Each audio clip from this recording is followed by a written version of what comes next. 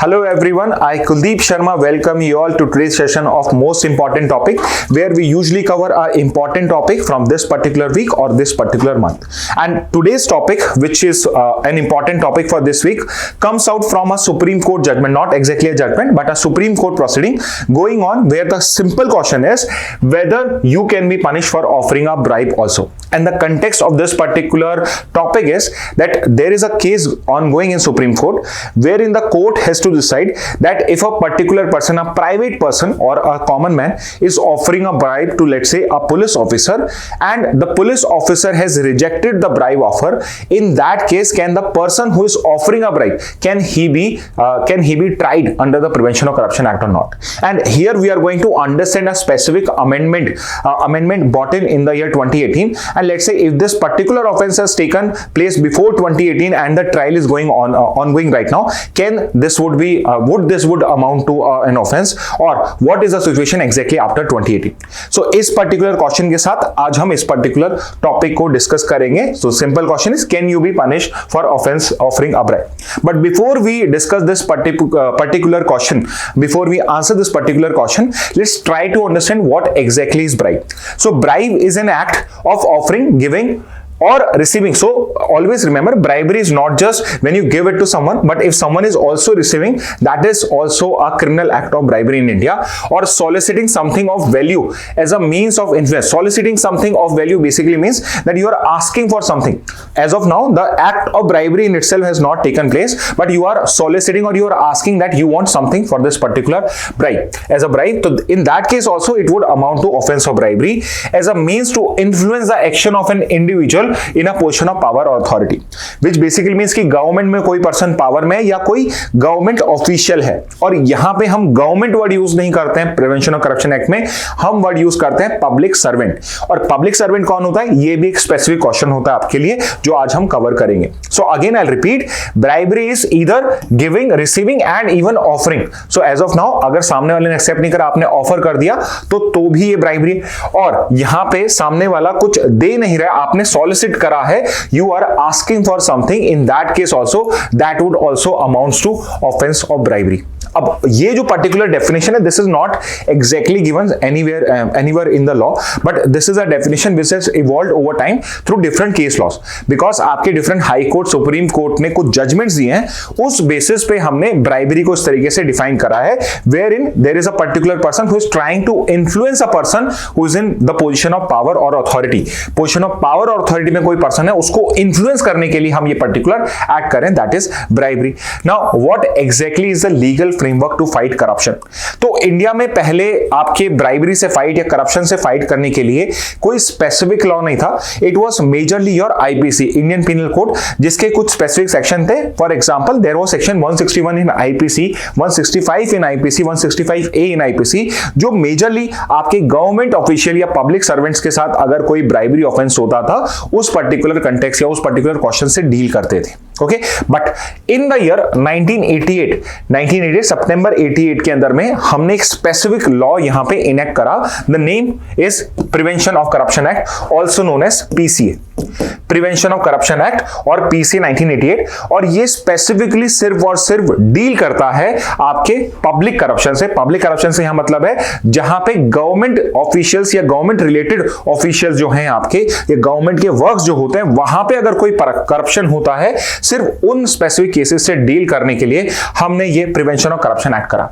More over हमने अलग से एक्ट इसलिए करा बिकॉज जब आप आईपीसी के सेक्शन में किसी को ट्राई करते हो तो आपको वही प्रोसीजर फॉलो करना पड़ता है जो बाकी सब केसेस के लिए होता है, यानी the same slow criminal procedure आपको यूज करना पड़ता है. यहां पे जब हमने एक स्पेसिफिक एक्ट बनाया, प्रिवेंशन ऑफ करप्शन एक्ट, हमने एक स्पेशलाइज्ड लेजिस्लेशन के थ्रू एक स्पेशलाइज्ड सिस्टम क्रिएट करा है, सो दैट जो ऑफिशियल्स गवर्नमेंट के अंदर में आपके करप्शन में इन्वॉल्व होते हैं, हम उनके लिए स्पेसिफिकली और अलग से एक्शन ले सकें. इसलिए हमने प्रिवेंशन ऑफ करप्शन एक्ट बनाया. Now you should know this कि जो प्रिवेंशन ऑफ करप्शन एक्ट है, इसको किस कमिटी ने रिकमेंड करा था. सो एक वन लाइनर टाइप अगर आपका क्वेश्चन आ सकता है, so the name of the committee is the Santhanam committee. Santhanam committee है आपकी, इट वाज द कमेटी जिसने इस particular prevention of corruption act को रिकमेंड करा था, जिसके बाद हमने ये स्पेसिफिकली आपका ये पर्टिकुलर प्रोविजन दिया। हाउएवर, जब इस पर्टिकुलर एक्ट को यहां पे इनेक्ट किया गया था, उस टाइम में जो ब्राइब गिवर होता है, यानी अगर कोई ब्राइब दे रहा है फॉर ऑफरिंग अ ब्राइब, उसको पनिश नहीं किया जाता था। So there was no punishment for a bribe giver. However 2018 में हमने इसमें अमेंडमेंट करा और इसके अंदर में हमने सेक्शन 7 और सेक्शन 8 को अमेंड करके वहां पे एक bribe taker as well as bribe giver दोनों का पनिशमेंट करा।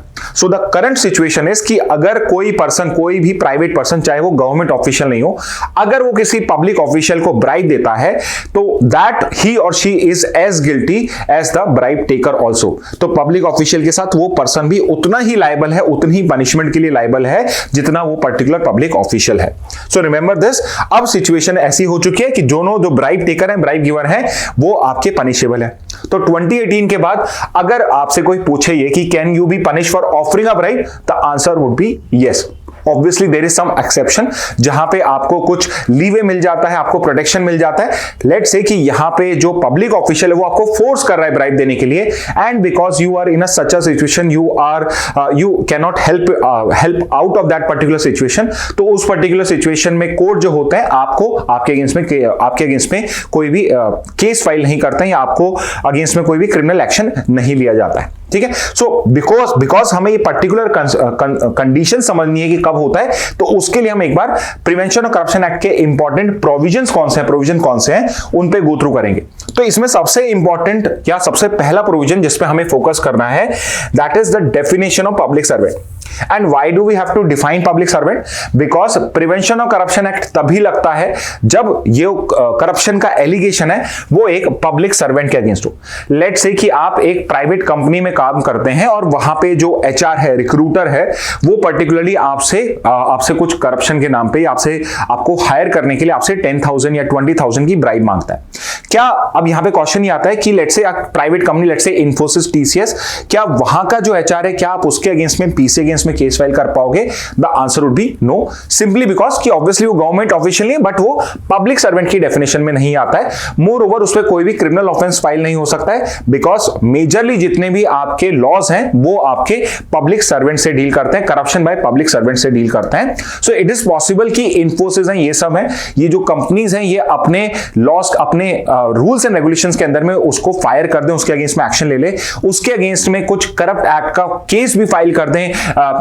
जैसे आपका 420 का केस होता था, आपका criminal breach of trust etcetera, इन सब के केसेस फाइल, चीटिंग के केसेस फाइल होते हैं आपके आईपीसी में, अब भारतीय न्याय संहिता में। उसके अगेंस्ट में अगर कंपनी चाहे तो उनके अगेंस्ट में एक्शन ले सकती है, बट जिससे ब्राइब मांगी गई है प्राइवेट ऑफिस के अंदर में, उसके पास में कोई भी यहां पे रेमेडी नहीं है। तो यहां पे यू नीड टू अंडरस्टैंड कि पब्लिक सर्वेंट क्या होता है। तो आपका जो प्रिवेंशन ऑफ करप्शन एक्ट उसके सेक्शन 2 में डेफिनेशन है, और सेक्शन 2C डिफाइन करता है पब्लिक सर्वेंट को, और पब्लिक सर्वेंट बहुत इजी अंडरस्टैंड करना।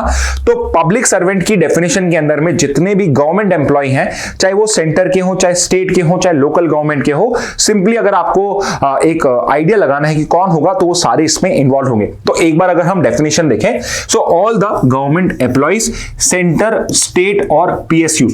अब ये PSUs क्या होते हैं भाई? अब PSUs होते हैं public sector undertaking, public sector undertakings. And what are public sector undertakings? So these are companies owned by the central or the state government. तो आपने कुछ कंपनीज के नाम सुने होंगे, जैसे आपका oil and natural gas corporation है, ONGC है, आपकी जितनी भी ये पेट्रोलियम कंपनी है, HP, BPCL, ये सारी की सारी आपकी क्या है, ये सब PSUs में आती हैं। तो जितनी भी कंपनीज आपकी गवर्नमेंट ओन करती है, उसके जो एम्प्लॉयज हैं वो सब गवर्नमेंट एम्प्लॉयज होते हैं। विच मीन्स कि लेट्स से अगर वहां रिक्रूटमेंट हो रहा है और वहां पे कोई आपसे ब्राइब मांगता है, तो उस पर्सन के अगेंस्ट में आप प्रिवेंशन ऑफ करप्शन एक्ट के अंदर में केस फाइल करा सकते हो। इसके अलावा all the MPs, MLAs and local body officials, basically your panchayat and municipalities members, यानी कि जितने भी MP, MLA, local body officials, including your ministers, because ministers भी कौन होते हैं, वो भी एमपी, एमएलए होते हैं। और यहां पे ये मैं अलग से इसलिए बता रहा हूं कि because it is possible for a person to be a minister in the government. एक पर्सन मिनिस्टर भी हो सकता है, प्राइम मिनिस्टर किसी को डिफेंस मिनिस्टर या फाइनेंस मिनिस्टर बना सकते हैं बिफोर ही इज एमपी और MLA. But that can happen only for 6 month. Let say किसी पर्सन को हम 6 महीने के लिए आपके प्राइम मिनिस्टर, फाइनेंस मिनिस्टर बनाते हैं और वो अभी एमपी एमएलए नहीं है, तो 6 महीने बाद उन्हें इलेक्शन फाइट करना है और फिर वो एमपी एमएलए बन सकते हैं। और लेट से उन 6 महीने में ही कोई पर्सन इतना शातिर निकला कि उसने उसी पर्टिकुलर टाइम में अगर करप्शन किया है, तो उस पर्टिकुलर केस में भी ही और she would be liable under the prevention of corruption act, because MP MLA local body officials में सुप्रीम कोर्ट ने बोला है कि ministers are also part of it. Third number पे आते हैं जजेस, जुडिशियल ऑफिसर्स एंड आर्बिट्रेटर्स। तो आपके जो भी जुडिशरी रिलेटेड पर्सनल्स हैं ऑब्वियसली गवर्नमेंट के अंदर में, वो सारे के सारे भी आपके प्रिवेंशन ऑफ करप्शन एक्ट में आते हैं। एंड वेरी इंपॉर्टेंटली यहां पे ये इंपॉर्टेंट पॉइंट है, चाहे वो जज इन सर्विस हो या फिर रिटायर्ड हो। तो सुप्रीम कोर्ट के केस के अंदर में यह चीज बोली हुई है कि अगर कोई रिटायर्ड जज भी है तो उसको उन एक्ट्स के लिए जो उसने इन सर्विस के टाइम में करे थे, उस केस के लिए उसको करप्शन के लिए चार्ज किया जा सकता है, उसके केस फाइल किया जा सकता है। हाउएवर एक बार अगर कोई जज रिटायर्ड हो गया और उसके बाद उसकी कोई प्राइवेट डीलिंग है जहां पे कोई करप्शन होता है, तो उस पर्टिकुलर केस में आप उसके अगेंस्ट में केस फाइल नहीं कर सकते, प्रोवाइडेड वो पब्लिक ऑफिस में नहीं हो रहा हो। ठीक है, इसके बाद fourth is employees of government funded institution, which means private institution जहां पे गवर्नमेंट फंडिंग देती है, private NGOs, non governmental organisations जहां पे गवर्नमेंट की फंडिंग चलती है, वहां पर भी आपका ये जो पर्टिकुलर एक्ट है वो अप्लाई होता है। तो एक सिंपल सा रूल समझ लीजिए, सिर्फ यही नहीं वो हर जगह लगता है, जिसको आप कह सकते हो government fund test, government fund test. And it is basically कि गवर्नमेंट फंडिंग टेस्ट क्या होता है आपका, कि आपका जहां पर भी गवर्नमेंट पैसा देता है, जहां पर भी सरकार का पैसा लगता है, पब्लिक का पैसा लग रहा है, वहां पर उनकी अकाउंटेबिलिटी बनना स्टार्ट हो जाता है। विच मीन्स कि अगर इन पर्टिकुलर केसेस में लेट से आप एनएलयू में जाते हो, वहां पर भी बिकॉज वो एक्ट के अंदर में बनाई हुई है, वहां पे पब्लिक ऑफिशियल्स आपके इन्वॉल्व होते हैं, वहां पे कोई आपसे ब्राइब मांगता है, तो उस पर्सन के अगेंस्ट में भी, प्रोवाइडेड वो गवर्नमेंट एम्प्लॉयमेंट में हो, तो उस पर्टिकुलर के अगेंस्ट, उस पर्सन के अगेंस्ट में भी आप केस फाइल कर सकते हो। And last, which is very important, anyone performing a public duty on behalf of the including private individual। तो ये एक important point है, इसीलिए बस इस point की वजह से हम इस definition को इतना डिटेल में पढ़ रहे हैं, to understand कि अगर कोई ड्यूटी ऐसी है जो पब्लिक, जो गवर्नमेंट को करनी चाहिए, बट यहाँ पे हमने वो पर्टिकुलर ड्यूटी या गवर्नमेंट ने वो ड्यूटी उस प्राइवेट पर्सन को डेलीगेट कर दी कि आप इस पर्टिकुलर काम को करिए, तो उस पर्टिकुलर केस के अंदर में भी वो जो प्राइवेट पर्सन होगा वो भी आपके पब्लिक सर्वेंट की डेफिनेशन में फॉल करना स्टार्ट कर देगा। फॉर एग्जांपल, लेट्स से कि म्युनिसिपैलिटी जो है वो एक प्राइवेट पर्सन को हायर करती है for cleaning a particular road, उसको रोड क्लीनिंग का यहां पे जॉब दिया जाता है और वो आपके घर के सामने रोड क्लीन करने के लिए आपसे पैसे मांगता है।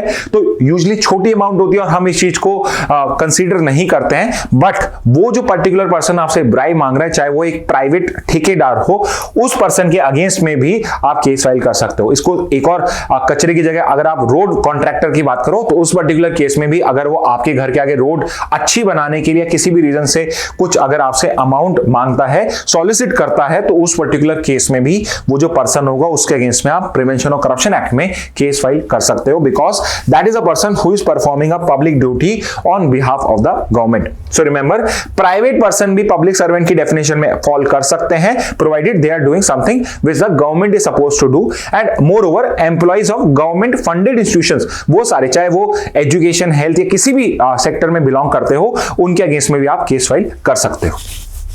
इसके बाद सबसे इंपॉर्टेंट दो डेफिनेशंस पे आते हैं, सेक्शन 7 और सेक्शन 8। सेक्शन 7 जो था ये आपका 2018 से पहले भी एग्जिस्ट करता था, 1988 के ओरिजिनली पार्ट था, बट आपका जो सेक्शन 8 है, this has been added by your 2018 amendment act, and this is what which is the focus of today's discussion basically. तो यहां पे हम इसको भी समझेंगे और फिर हम केस लॉ से भी समझेंगे, बट पहले हम समझते हैं कि bribe taking by public servant को सेक्शन 7 में कैसे डिफाइन आ गया है।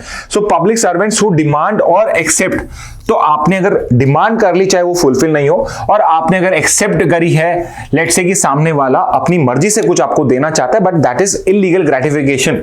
इलीगल ग्रेटिफिकेशन क्या होता है? So it is anything apart from your legal remuneration, apart from legal या लॉफुल रेम्यूनरेशन।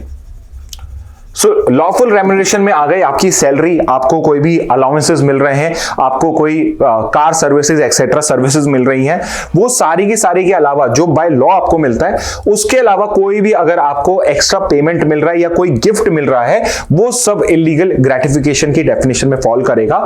तो अगर आप इस टाइप का कुछ भी डिमांड करते हो या एक्सेप्ट करते हो, इवन दो आपने नहीं मांगा था, फिर भी कोई अपनी मर्जी से दे रहा है, उस पर्टिकुलर सिचुएशन में ये एक्सेप्टेंस होता है।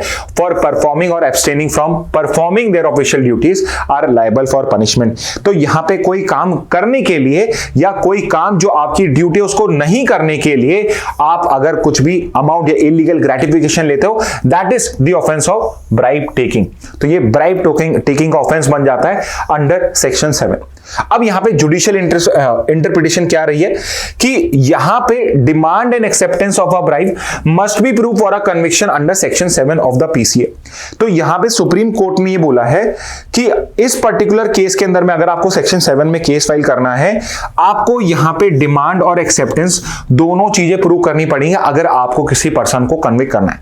Which means in case of demand, अगर आप लेट्स से कि उसको रेड हैंडेड नहीं कॉट करते हो एक्सेप्टेंस में या डिमांड में, तो आप उसके अगेंस्ट में केस फाइल नहीं कर पाओगे। At least prevention of corruption act में नहीं, maybe in some other act, maybe कोई डिपार्टमेंटल इंक्वायरी हो जाए for unethical conduct, but section 7 में अगर आपको क्रिमिनल कन्विक्शन देना है तो आपको बियॉन्ड डाउट प्रूव करना पड़ता है यहां पे कि इस पर्सन ने कोई भी यहां पे करप्ट एक्ट नहीं करा है। On the other hand, we now have section 8 जो मेन एक्ट है आपका इस टाइम में, which is bribe giving by any person। And इसको समझना इसलिए इंपॉर्टेंट है बिकॉज सुप्रीम कोर्ट इस पे डिसाइड करेगा।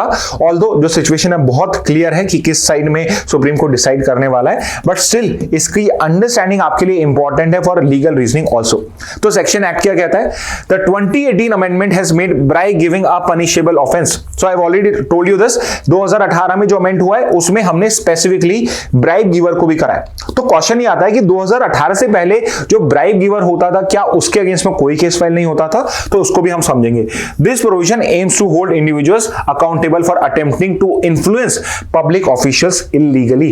तो यहां पे अब ब्राइब गिवर जो होते हैं, बिकॉज पहले आपके डिफरेंट जजमेंट्स आते थे, इसीलिए हमने सेक्शन एक्ट में ये क्लैरिफाई करा कि जो ब्राइब गिवर होता है वो भी यहां पे आपका पनिशेबल होता है। हाउएवर यहां पे हमने एक प्रोटेक्शन प्रोवाइड करा है, एंड द प्रोटेक्शन इज कि यहां पे अगर जो ब्राइब गिवर है, लेट्स से for because of change of heart, या लेट्स से इनिशियली ही वो फोर्स था, उसको अपना काम करवाना जरूरी था। लेट्स से कि आप किसी हॉस्पिटल में हो and doctor is asking, government hospital में डॉक्टर आपसे ब्राइब मांग रहा है to operate a particular person, तो you have no option but to give him the money, give him or her the money and get the operation done, because it might be a case of life and death also. But let's say कि 7 days के अंदर में आप जाके 7 days में आप जाते हो और यहां पे ये पर्टिकुलर जो आपने चीज करी है इसको आप ऑफिशियल्स को रिपोर्ट कर देते हो, तो इस पर्टिकुलर केस में आपके अगेंस्ट में एक्शन नहीं लिया जाता। और यहां पे मैं उसी चीज की बात कर रहा था कि जब कोई ब्राइब गिवर होता है उसके लिए यहां पे क्या एक्सेप्शन है। सो द एक्सेप्शन इज कि अगर आप 7 डेज के अंदर में विसल ब्लो कर देते हो कि भाई मैंने, मेरे साथ ही गलत चीज करी गई थी, या लेट्स से कि यस मैंने दी थी बट मुझे अब रियलाइज हो गया कि I did a wrong act, मुझे ब्राइब देनी नहीं चाहिए थी, तो उस पर्टिकुलर केस में आप विसल ब्लोअर प्रोटेक्शन के थ्रू आपको यहां पे आपके अगेंस्ट में कोई केस फाइल नहीं किया जाएगा। But remember 7 days is the maximum limit. 7 days के बाद अगर आपकी आंखें खुलती हैं तो शायद अब आपकी आंखें सीधे जेल में ही खुलेंगी। ओके, तो remember this particular fact in this particular case. तो समझने की बात सिंपल सी है कि जो ब्राइब गिवर होता है उसके अगेंस्ट में भी केस फाइल हो सकता है। तो 2018 के बाद तो ये सिचुएशन थी, 2018 से पहले जो ब्राइब गिवर है, तो क्या कॉमन पर्सन जो सच में करप्ट है या करप्ट करना चाहता है, क्या हम उसे एकदम फ्री हैंड दे देते? तो आंसर वुड बी नो। पहले क्या है कि आपका बिफोर 2018 आपको एक क्रिमिनल लॉ में एक आप कंसेप्ट पढ़ोगे, abetment of an offence. What is abatement of offense? Abatement is basically you are helping in commission of an offense. तो आप अगर यहां पे हेल्प कर रहे हो ऑफेंस करने में, तो आप भी उतने ही गिल्टी हो जितना वो पर्सन जो प्राइमरी ऑफेंस कमिट कर रहा है। तो रिमेंबर दिस पर्टिकुलर फैक्ट, अगर ब्राइब गिवर यहां पे ब्राइब देता ही नहीं तो ये पर्टिकुलर ऑफेंस हो ही नहीं पाता। तो यहां पे जितना ये पर्सन जो ब्राइब ले रहा है वो गिल्टी है, उतना ही ये पर्सन जो ब्राइब दे रहा है वो भी गिल्टी होता है। तो इस पर्टिकुलर केस के अंदर में जो ब्राइब गिवर गिवर होता है उसके अगेंस्ट में भी आप अबेटमेंट ऑफ ऑफेंस के अंदर में केस फाइल कर सकते थे। So there is a specific section in the prevention of corruption act also. पहले भी था सेक्शन 15, अब भी आपका वो सेक्शन है सेक्शन 12, पहले सेक्शन 15 था, जिसके अंदर में आप अलग से केस फाइल कर सकते थे। ओके, सो अब तो मैंने स्पेसिफिकली ब्राइब गिवर को पनिश करने के लिए कर दिया है, और लेट्स से उस पर्टिकुलर प्रोसेस के अंदर में जो भी लोग इन्वॉल्व है, लेट्स से कि there is a middleman who has referred you और who has made your contact with a particular official. And मैं बहुत सिंपल सी बात कर रहा हूं कि आपने देखा भी होगा कि अगर आपको अपना काम करवाना होता है, and I am sure if you will talk to your parents या किसी बड़े से बात करोगे, यू वुड नो कि आपको इस पर्टिकुलर ऑफिस में काम कराना है, तो उस पर्टिकुलर पर्सन से बात कर लीजिए, वो उसका कॉन्टैक्ट उस पर्टिकुलर ऑफिशियल से है, तो वहां पे आप पैसे देके अपनी फाइल को फॉरवर्ड करा सकते हो। It is not something good, but ये इतना कॉमन है कि मैं ऐसी कोई आउट ऑफ बॉक्स बात नहीं कर रहा हूं। आप किससे भी पूछेंगे तो यू वुड नो, या आपको भी अब तक इतने एक्सपीरियंस हो चुके होंगे कि अगर काम करवाना होता है तो किस तरीके से होता है इंडिया के गवर्नमेंट ऑफिसर्स के अंदर में। तो यहां पे उन पर्संस को जो मिडल मैन है, जो डायरेक्टली उस ऑफेंस में इन्वॉल्व नहीं है, ब्राइबरी में इन्वॉल्व नहीं है, उस पर्टिकुलर लोगों को भी पनिश करने के लिए अबेटमेंट का ऑफेंस आज भी एग्जिस्ट करता है। तो जो ब्राइब गिवर है उसको तो मैंने अलग से ऑफेंस कर दिया, जितने भी लोग इन्वॉल्व हो सकते हैं उस प्रोसेस में वो अबेटमेंट के लिए अंदर यहां पे चार्ज किए जा सकते हैं। पहले क्या होता था 2018 से पहले सेक्शन 8 जो था वो ये नहीं था, ब्राइब गिवर अलग से नहीं था, तो जो ब्राइब गिवर भी होता था वो भी अबेटमेंट के अंदर में ही आपका ट्राई किया जाता था। अब अबेटमेंट क्या होता है? एड्रेसेस अबेटमेंट्स अंडर सेक्शन 7 और 11, notably the abettor can be punished even if the primary offence does not materialise. तो यहां पे क्या है, लेट्स से आपने मिडिल मैन को पैसे दिए, आगे जाके ऑफिस ने ऑफिशियल में वहां पे ब्राइब नहीं ली, आपकी जो फाइल थी वो रिजेक्ट हो गई या let's say without bribe accept हो गई, तो यहां पे वो जो अबेटमेंट है, because even though primary offence complete ही नहीं हुआ है, या लेट्स से आपको पहले ही अगर इंफॉर्मेशन मिल गई थी, उस पर्टिकुलर केस के अंदर में भी उस पर्टिकुलर केस के अंदर में भी उस पर्सन के अगेंस्ट में आप केस फाइल कर सकते हो। तो ये एक बड़ा चेंज आया है, जिस तरीके से आप एक ब्राइब गिवर को भी यहां पे आप पनिश कर सकते हो। ओके, नेक्स्ट डेफिनेशन पे देखते हैं। So next important definition is definition of section of criminal misconduct in section 13। What is this criminal misconduct? So it is not necessary कि आपको यहां पे किसी पर्सन को रेड हैंडेड पकड़ना हो। अगर कोई पर्सन है जिसके पास में डिसप्रोपोर्शनेट एसेट्स हैं, लेट्स से कि कोई पर्सन है जिसकी लेट्स से साल की सैलरी टोटल मिला के 10 लाख है, ऊपर के वो मैक्सिमम 2 लाख रुपए और इधर उधर से कमा सकता है, बट जब आप उसकी एसेट्स को चेक करते हो तो आपको पता पड़ता है कि इसके पास 10-12 लाख नहीं 2 करोड़ 3 करोड़ की यहां पे प्रॉपर्टीज है, एंड इसकी जो पर्टिकुलरली इनकम है, सैलरीज एक्सेट्रा जो भी टोटल इनकम है, उसके थ्रू ये इतने एसेट्स को एक्वायर नहीं कर पाता था, यानी कि उसकी जो एसेट्स हैं वो डिसप्रोपोर्शनेट है टू देयर इनकम। तो इस पर्टिकुलर केस में अगर किसी के पास डिसप्रोपोर्शनेट एसेट मिलता है किसी भी पब्लिक सर्वेंट के पास में, तो इस पर्टिकुलर केस में आप सेक्शन 13 में भी उसके अगेंस्ट में केस फाइल कर सकते हो। सो रिमेंबर, आपका जो PCA prevention of corruption act है वो सिर्फ ब्राइबरी के एक्ट्स को ही नहीं यहां पे क्रिमिनलाइज करता है, बट अगर कोई यहां पे डिसप्रोपोर्शनेट एसेट का भी केस बनता है, या पहले से ही बहुत सारी एसेट्स ऐसी दिखती हैं जो इनकम जस्टिफाई नहीं करती उन लोगों की, तो उस पर्टिकुलर केस में आप सेक्शन 13 में क्रिमिनल मिसकंडक्ट का केस भी फाइल कर सकते हो। और यूजुअली जो एमपी एमएलएज होते हैं, आपके मिनिस्टर्स होते हैं, या आपके रिटायर्ड आईएएस आईपीएस ऑफिसर्स भी होते हैं, उन सबको इसी सेक्शन के अंदर में ट्राई किया जाता है for possession of disproportionate asset. Okay, so next section पे आते हैं। नेक्स्ट सेक्शन है आपका सेक्शन 17A। ये भी एक बहुत इंपॉर्टेंट सेक्शन है, और यहां पे ये बेसिकली प्रोटेक्शन के लिए है कि कोई ऑनेस्ट ऑफिशियल को यहां पे कुछ फंसाया ना जाए। लेट्स से कि आप एक ऑनेस्ट ऑफिशियल हो और एक पर्टिकुलर कोई भू माफिया है यहां पे, या कोई माइनिंग माफिया है जो कहता है कि आपको मैं जो पैसे चाहिए मैं वो दे दूंगा, बट आप मेरे जो ये इलीगल बिजनेसेस है इनको बिल्कुल भी, इन पे कोई भी रोक नहीं लगाओगे, इन पे आप कोई भी कंडीशंस नहीं पुट अप करोगे, एंड यू परफेक्टली या you straight away deny it कि मैं कुछ भी हो जाए मैं आपको ये इलीगल काम नहीं करने दूंगा। एंड उस पर्टिकुलर केस में वो रिवेंज के लिए आपके लिए एक ट्रैप सेट करता है, और उस पर्टिकुलर केस में आपको लेट्स से ऑफिशियल्स कैच कर लेते हैं for red handedly taking a bribe although you are an innocent person.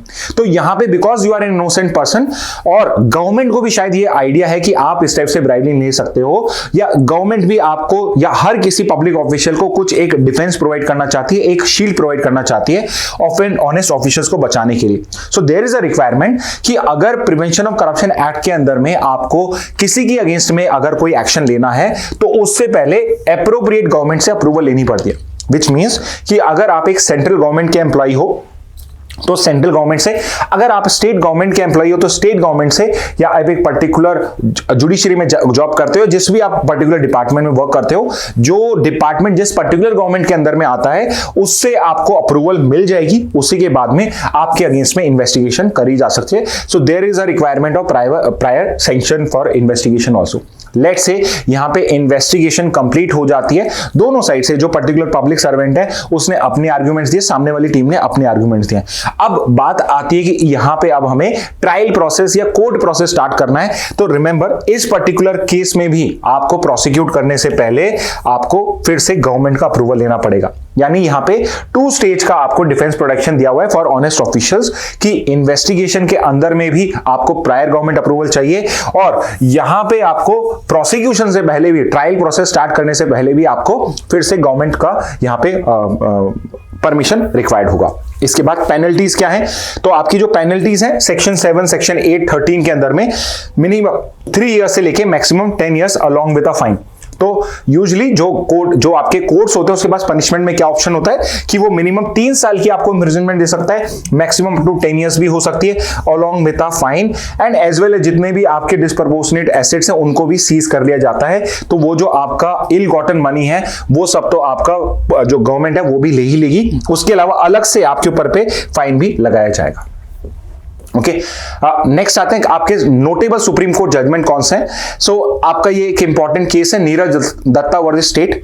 Although जो आपके जो यूजी के, क्लैट के और एलेट के एस्पिरेंट्स हैं उनको ये केस लॉज याद करने की रिक्वायरमेंट नहीं है, जस्ट अंडरस्टैंड कि इन केसेस में कहा क्या गया है, बिकॉज आपके एग्जाम के अंदर में पुराने या इतने इस टाइप के केसेस नहीं पूछे जाते हैं। Okay, it reiterated that the prosecution must establish both the demand for a bribe and its acceptance by a public servant to secure a conviction under section 7। तो यहां पे नीरज दत्ता के केस में क्या बोला गया कि यहां पे अगर सेक्शन 7 का केस फाइल करना है तो आपको डिमांड भी प्रूव करनी पड़ेगी और उस पर्टिकुलर ब्राइब का एक्सेप्टेंस भी प्रूव करना पड़ेगा, विच मींस कि सिर्फ एक्सेप्ट कर लिया, कोई चीज दी गई तो फर्क नहीं पड़ेगा, डिमांड करी गई और एक्सेप्टेंस नहीं करी गई तो भी कुछ फर्क नहीं पड़ेगा। यानी डिमांड करी गई और उसके बदले में यहां पे एक्सेप्ट करी गई तभी आप सेक्शन 7 में यहां पे केस फाइल कर सकते हो। That is the interpretation of Neeraj Dutta versus state case. इसके बाद पी चिदम्बरम केस है। P Chidambaram versus Manmohan Singh.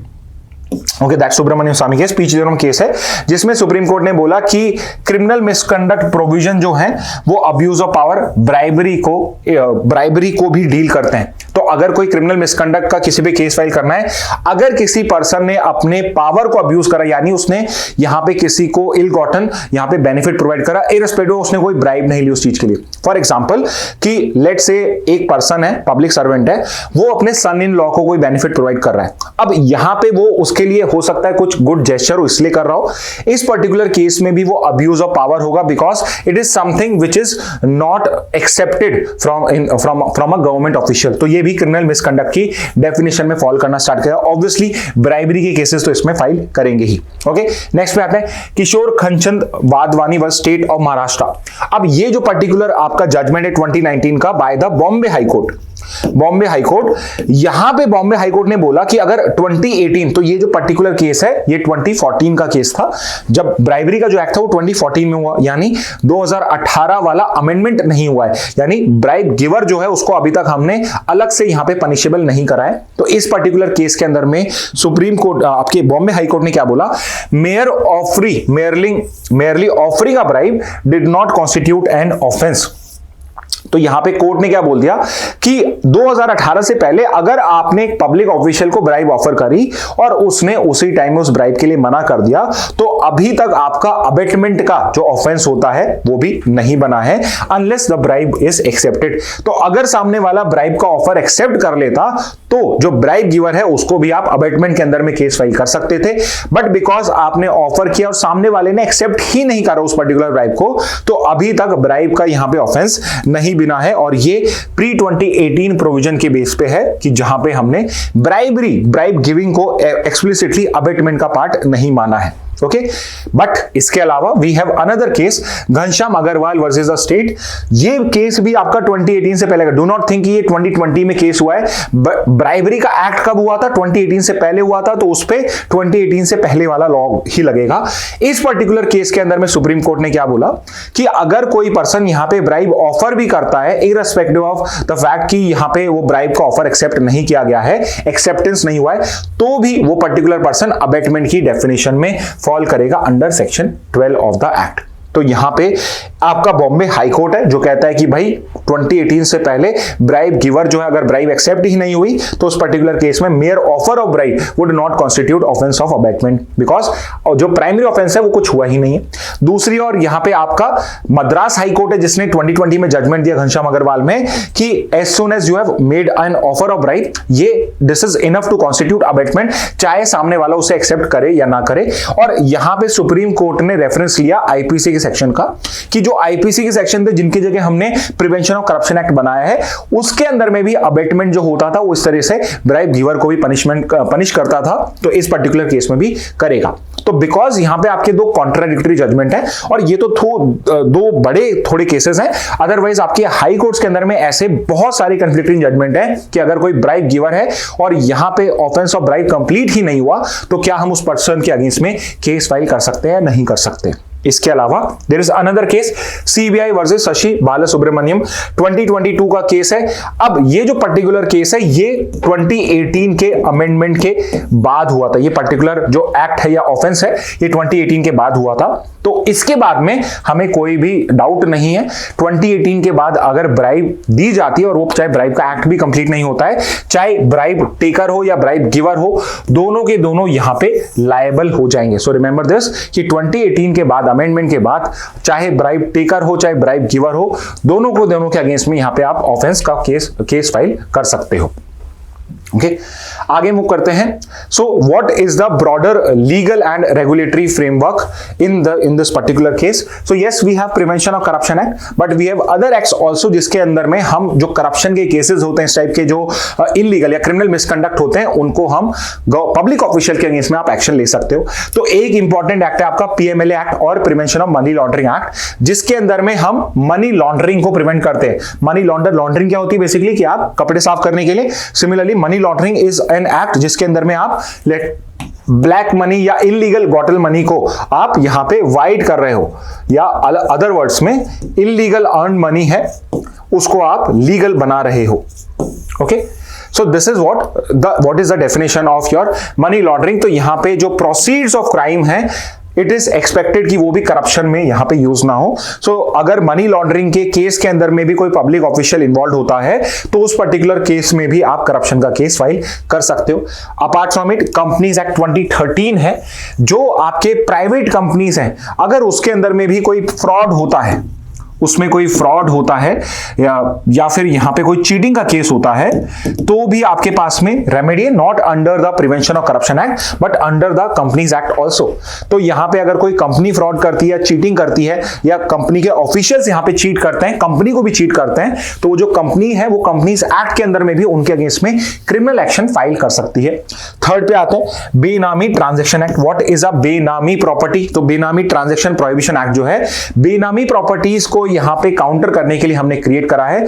और benami properties as the name suggest, benami यानी कि प्रॉपर्टी तो मेरी है बट मैंने किसी और पर्सन के नाम पे कर रखी है, because I am a public servant, मेरी डिसिप्लिनड एसेट दिखेंगी तो मेरे अगेंस्ट में केस फाइल हो सकता है। तो मैंने क्या करा, मेरे रिलेटिव्स में या मेरे फ्रेंड्स के बीच में प्रॉपर्टी को डिस्ट्रीब्यूट कर दिया है। तो अगर कोई भी ऐसा पर्सन या लेट्स से ऐसा कोई पर्सन ही एग्जिस्ट नहीं करता जिसके नाम पे प्रॉपर्टी का ट्रांजेक्शन है, तो उस पर्टिकुलर केस में मेरे अगेंस्ट में बेनामी ट्रांजेक्शन प्रोहिबिशन एक्ट 1988, ये एक्ट भी आपका 88 में ही आया था, जिसके अंदर मैं उस पर्सन के अगेंस्ट में केस फाइल कर सकता हूं। ओके तो ये कुछ अलग से लॉज हैं जो मेजरली करप्शन से डील करते हैं। तो एक पब्लिक सर्वेंट जो इन पर्टिकुलर एक्ट्स में फॉल करेगा उसके अगेंस्ट में भी आप एक्शन ले सकते हो। इसके अलावा we have specific body specific laws others than the above mention, जिसके अगेंस्ट में भी आप पब्लिक ऑफिशियल के अगेंस्ट में करप्शन के लिए केस कर सकते हो। First is your Lokpal and Lokayukta act of 2013। Lokpal या लोकायुक्ता कौन होता है? दीज आर द सेंटर और the state level your ombudsman. तो ओम्बुड्समैन कौन होता है? इट्स अ वॉचडॉग जो बेसिकली करप्शन को ही वॉच करता है कि कहीं पे गवर्नमेंट ऑफिशियल्स करप्शन तो नहीं कर रहे हैं। और यहाँ पे लोकपाल और लोकायुक्त इनको हमने बहुत ही ब्रॉड यहाँ पे जुरिडिक्शन दिया हुआ है, विच मींस आपके prime minister, chief minister etcetera भी लोकपाल और लोकायुक्त जो होते हैं उनके जुरिडिक्शन में फॉल करते हैं। तो कोई भी सिटिंग मिनिस्टर है, सिटिंग प्राइम मिनिस्टर हो, सिटिंग गवर्नमेंट ऑफिशियल हो या रिटायर्ड आपके ऑफिशियल्स हो, उन सबके अगेंस्ट में लोकपाल जो होता है, अगर उसके पास में करप्शन का कोई केस आता है, irrespective of prevention of corruption act, वो यहां पे इन्वेस्टिगेशन और प्रोसिक्यूशन को स्टार्ट कर सकता है। Remember, prevention of corruption act में आपको गवर्नमेंट से परमिशन लेनी पड़ती है, बट लोकपाल और लोकायुक्ता के केस में कोई भी परमिशन नहीं लेनी पड़ती है। तो लोकपाल लोकायुक्ता भी एक इंपॉर्टेंट तरीका है जिसके थ्रू आप यहां पे एक करप्ट पब्लिक ऑफिशियल के अगेंस्ट में एक्शन ले सकते हो। अपार्ट फ्रॉम इट, हमारा एक अलग से डिपार्टमेंट है, सेंट्रल विजिलेंस कमीशन, जिसका मेन जॉब यही है कि अगर सेंट्रल गवर्नमेंट के अंदर में जो भी आपके गवर्नमेंट एम्प्लॉइज हैं, अगर वो कहीं पर भी करप्शन में इन्वॉल्व होते हो तो आप जो सीवीसी होती है वो भी उन पर्सन के अगेंस्ट में एक्शन ले सकती है। ओके, सो ये कुछ बॉडीज हैं जो आपका एक्शन लेने में हेल्प करती हैं। ओके, सो ये तो रहा आपका legal framework etcetera, but how we can strengthen this particular process और how we can strengthen the corruption fighting system of India. तो उसके लिए apart from this there are certain more mechanism being provided या being suggested by different government bodies, different government committees, which if we apply, our corruption in India can be reduced to a large extent. For example, there has been a recommendation by second ARC कि हमें एक whistle blower protection act लाना चाहिए। Who is a whistle blower? Whistle blower is basically कि अगर कहीं पे कुछ गलत हो रहा है तो ही इज द वन जो बेसिकली पब्लिक को या प्रॉपर अथॉरिटीज को जाके उसके बारे में इंफॉर्म कर देता है, सो दैट कि जो गलत प्रैक्टिसेस हो रही है उसको हम रोक सके। तो यहां पे देयर इज अ रिक्वायरमेंट कि विसल ब्लोअर प्रोटेक्शन एक्ट होना चाहिए, because many time what happens is कि जो पर्टिकुलर विसल ब्लोअर हो सकता है, ही और she might not be a very powerful person. तो उस पर्टिकुलर केस में जो पावरफुल लोग हैं वो उसको टारगेट कर सकते हैं, उसके अगेंस्ट में कुछ वायलेंस भी कमिट कर सकते हैं, उसकी फैमिली के अगेंस्ट में वायलेंस कमिट कर सकते हैं। तो विसल ब्लोअर प्रोटेक्शन एक्ट जो होगा वो उस पर्टिकुलर केस में उस पर्सन को प्रोटेक्ट करेगा, उसकी आइडेंटिटी को प्रोटेक्ट करेगा, सो दैट नो वन या जो लोग इन्वॉल्व है उसको उसकी आइडेंटिटी पता ना पड़े। तो अगर हम एक विसल ब्लोअर प्रोटेक्शन एक्ट लाते हैं तो यहां पे जो लोग आपका रिपोर्ट करना चाहते हैं, they would be empowered, they would be less threatened by the people who are actually doing this kind of act. ठीक है। सेकंड है ई गवर्नेंस। ऑब्वियसली अगर मैं सब कुछ पेपर वर्क की जगह या मैं people to people contact, person to person contact कम कर दूं और सब कुछ मैं डिजिटलाइज कर दूं, विच मींस यहां पे पब्लिक डीलिंग या पर्सनल डीलिंग जो होगी वो कम होना स्टार्ट हो जाएगी, because everything is on the screen only. तो यहां पे बिकॉज आपका कुछ इंटरेक्शन नहीं हो रहा है, तो ई गवर्नेंस जो है वो मुझे हेल्प करेगी, because there is reduce human intervention. पहले क्या हो रहा है कि आपको हर चीज के लिए ऑफिस जाना पड़ रहा है, गवर्नमेंट ऑफिस, वहां पे साइन करवाने पड़ रहे हैं, फिर फाइल मूव हो रही है, तो इस वजह से कि आपका बार बार अलग अलग ऑफिसर से इंटरेक्शन हो रहा है। तो अगर हम ई गवर्नेंस की तरफ फोकस करेंगे, so there would be reduce human intervention also. And third is your police reforms. Police reform सिर्फ यही नहीं, कहीं पर भी हम करेंगे तो हमें फायदा ही होगा। For example transparency, accountability, professionalism अगर हम इंक्रीज करते हैं या फिर ट्रांसपेरेंसी को हम इंप्रूव करके आपका जो पुलिस सिस्टम है उसको हम और ट्रांसपेरेंट कर दें, जो पुलिस ऑफिशियल्स हैं उनको हम और भी ज्यादा अकाउंटेबल कर दें फॉर देयर एक्ट, तो obviously this is also going to help in the reforming the corruption. Third is public awareness campaign. तो it is also important, I am sure बहुत सारे लोगों को, शायद आप बहुत सारे स्टूडेंट्स को आप अपने घर में भी पूछ सकते हो कि क्या उनको पता है कि ब्राइब देना भी अब क्राइम होता है, because many people don't even know कि ब्राइब देना भी, चाहे आपसे फोर्सफुली ब्राइब ली जाए तो भी आपके अगेंस्ट में केस किया जा सकता है। लेट्स से कि yes you are in a helpless situation, आपको वो काम कराना बहुत जरूरी है, नहीं तो आपको बहुत बड़ा लॉस हो जाएगा, इवन फैमिली लॉस या कुछ बड़ा लॉस हो सकता है। तो उस पर्टिकुलर केस में अगर आप बाय फोर्स भी देते हो, उस पर्टिकुलर केस में भी आपके अगेंस्ट में केस फाइल हो सकता है। तो रिमेंबर दिस कि चाहे कोई फोर्सफुली करे, चाहे आप अपनी मर्जी से दो, दोनों ही सिचुएशन में आप भी यहां पे एक पनिशेबल ऑफेंस कमिट कर रहे हो। ब्राइब देना इंडिया के अंदर में ब्राइब लेने जितना ही पनिशेबल इंडिया में। सो इसके लिए, इन सब इंफॉर्मेशन को स्प्रेड करने के लिए there is a requirement of public awareness campaign. And obviously ये पब्लिक अवेयरनेस जो है ये स्कूल से, कॉलेजेस से, इनसे भी स्टार्ट हो सकती है। तो आप स्कूल्स में, कॉलेजेस में अगर आप एथिकल टॉपिक्स पढ़ाओगे, आप एथिक्स को अच्छे से पढ़ाओगे कि कैसे आपको बिहेव करना चाहिए, मॉरल वैल्यूज को आप अच्छे से वहां पे टीच करोगे, तो जो पर्सन होंगे they would become good citizens of India also. Okay, तो ये कुछ स्ट्रेंथनिंग मेजर्स हैं जो अगर गवर्नमेंट यहां पे इंप्लीमेंट करती है, so obviously this going to strengthen the India's fight against corruption also. Okay, so this is all with regard to this particular topic. अगर इस टॉपिक में आपको और भी कुछ जानना है तो आप बेसिकली कमेंट बॉक्स में हमसे पूछ सकते हैं, तो जो पर्टिकुलर क्वेश्चंस होंगे उनको हम वहीं पर आंसर कर देंगे, आपको रिप्लाई कर देंगे वहां पे। इसके अलावा भी if you have any doubt, any feedback regarding the MIT process, या इसमें आपको कोई स्पेसिफिक कोई टॉपिक यू वांट की कवर होना चाहिए, तो आप हमेशा MITs में या हमारे डेली न्यूज एडिशन में हमें मैसेज कर सकते हैं। वहां से हम टॉपिक्स को चूज करके, पिक एंड चूज करके, अगर वो रेलिवेंट लगा तो हम उस पर भी आपका कर सकते हैं। And remember, I would like to end this with the next time you think about offering a bribe, remember it's not just the recipient who is at risk, you could face the law too. तो remember this कि अगर आप bribe देते हो तो आपके against में भी lawful cases फाइल किए जा सकते हैं। Okay, with this message I would like to end today's session. Thank you and have a very nice day.